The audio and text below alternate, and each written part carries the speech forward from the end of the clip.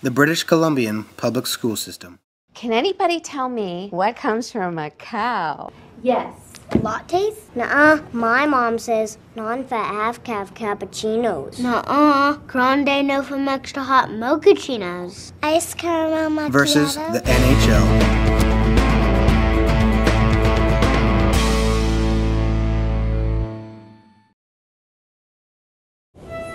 Hi, I'm Margaret McDermott, BC's Minister of Education and Minister responsible for early learning and literacy. Welcome back to school. Commissioner Gary Bettman. Full-day kindergarten is going to look a lot like the half-day program. Margaret McDermott, Head Representative of the Ministry of Education. The Ministry of Education is the primary structure to British Columbia's education.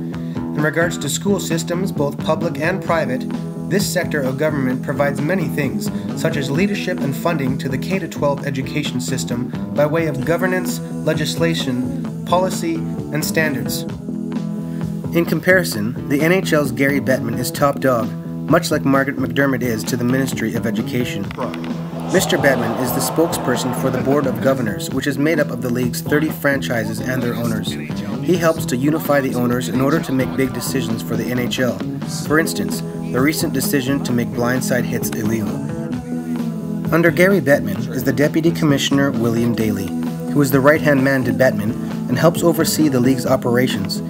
He can be compared to the Deputy Minister of Education, James Gorman, who has a similar role in that he works with the ministry staff to enforce BC laws and ministry legislation. British Columbia's education system is divided into 59 different school districts.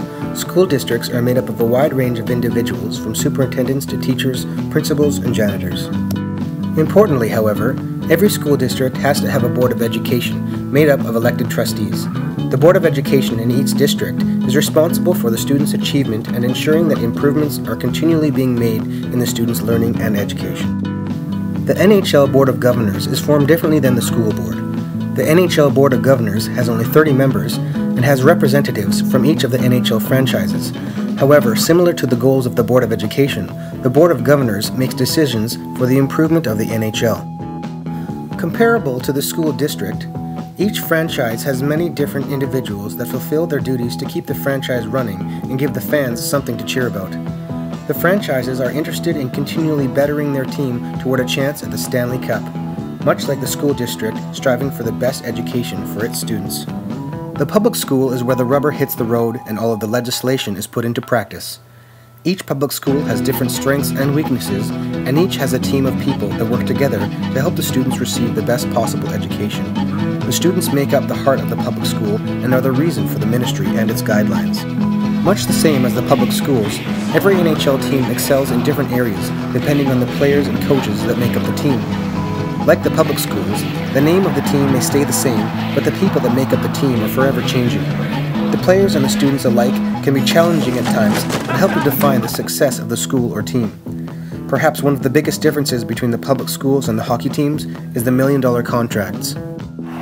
The general manager of a hockey team negotiates contracts and is involved in scouting for the next big star. A good GM needs to make wise sporting and financial decisions for his team, otherwise he may find himself quickly out of a job.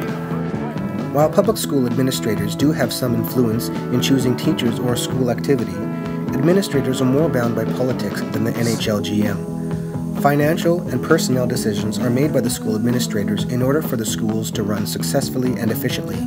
Yet they are limited by provincial laws, dwindling school budgets, demanding unions, and concerned parents. I don't know what we're yelling about!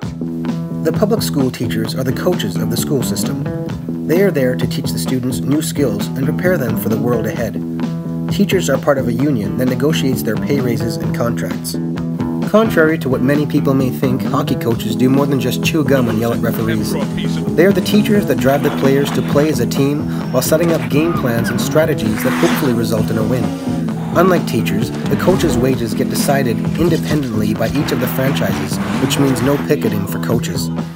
There are many positions in the school system that make up the auxiliary staff.